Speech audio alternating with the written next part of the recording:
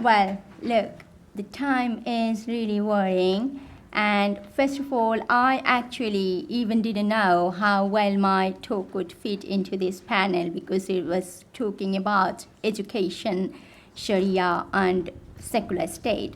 But my friend Mariam thought that it fits perfectly, and I just thought I would take the opportunity to speak anyway.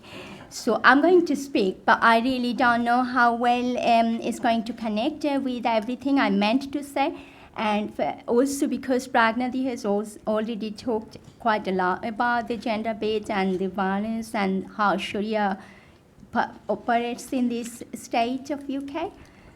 So I'm at, before Peter, please excuse me for 1 minute because that's actually goes quite well with our today's conference. One of the picture and the tribute that I want to pay to a Bangladeshi woman who was mistakenly not added to the tribute that Mariam added. So would you please go to the picture? And please note that the picture may upset some of you. If you don't want to see, we can move to the next one. Are you sad about that? Yeah, okay. So that looks better because then she's small here. So this is the woman in Bangladesh. The reason that my main idea was to talk about how we fight Sharia back home in Bangladesh, which is known or supposedly as a secular country, was actually born as a secular nation. They came out of Pakistan before I was born. But then what happens in this kind of country that this woman who has been murdered on the 10th of January, just 3 days after Charlie Hebdo event, because she criticized, she's a nurse, she was a teaching staff in the nursing college in Chittagong, which is quite predominantly fundamentalist Chittagong in the southwest Bangladesh, you might know. So the young Shibir cadres, the Jamaat Islamist young group, has not only killed her, but has taken out her eyes because she criticized the enforced hijab within the college. It was actually that she's a Hindu woman, but there was no kind of relevance to have a hijab for a Hindu woman. But it was enforced by the college that every single woman has to wear a hijab. And she protested and she said she wouldn't wear and she wouldn't let her colleagues and women who do not want to wear.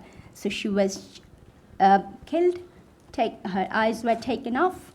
And you can see what the reason, and I wanted to pay a tribute because the reason I wanted to show this picture is that you see those women who are crying, they're all wearing hijabs. They're all Muslims. So they actually have expressed a solidarity to a Hindu woman.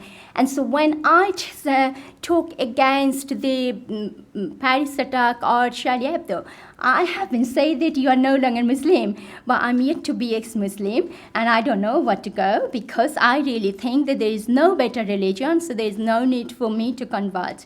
So let's move and come into the point. So I was born in this state, which is known as a secular state, and I know how Sharia operates even without its existence officially in Bangladesh. We don't have Sharia. We shouldn't have. So it is called Muslim personal law, but you can see what happens in Bangladesh. We can't go into that. Let's move to the UK bit. Next one, because this bit I have to cut off as I'm running out of time.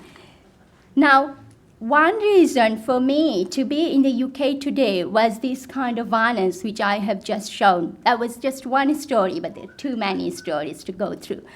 And I moved in the West in 2000. That was my first time with a scholarship as a feminist activist. I don't know if people get such a scholarship, but I was lucky enough to move beyond those.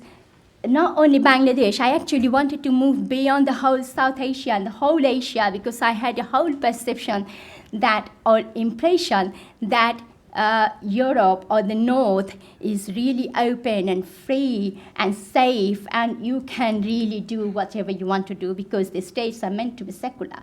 But look, I was really horrified. And the first day when I came in Germany, in the student dormitory, the first message I got was that don't go out after 9 p.m. and come back by 6 p.m. in the dormitory, as there was a rape and a young woman was missing.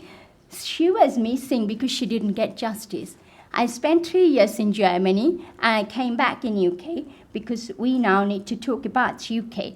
I came back to UK, but before that I realized that I'm not going to only talk about religion, you see, because I am a colored Muslim migrant woman in the UK talking here.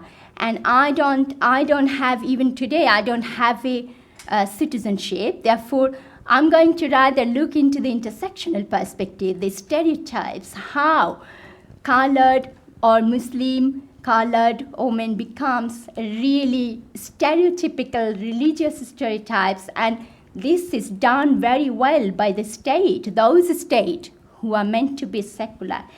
When I came in UK, I thought, oh, Germany is conservative, Germany isn't my place. UK has a brand of multiculturalism. So I came here, and I came to do my PhD. The first month, because it's very much corresponding to what already Pragnati has said, my first month in UK, have I done out? 1 minute. Okay, just 2 minutes, okay. Hopefully. The first month when I came in London, I didn't know anybody, and again, because you are Muslim woman, doesn't matter which state you belong to or where you are living in, you got to take the responsibility of your safety. I mean, this is my experience for the last 7 years in UK. I don't really find this state is securing or giving me enough safety, if I'm honest. And so I started to rent a room with a family, which was a Bengali Muslim family. The landlord had a second marriage, and she had a daughter who was 14 years old, and he had a son, 16 years old. And he was so violent in the house that in a month's time, I sort of ran away. I didn't take my deposit back because I thought that's mad because I can't do my PhD. So when I was moving away, Pragnati knows this story, I told you before, didn't I?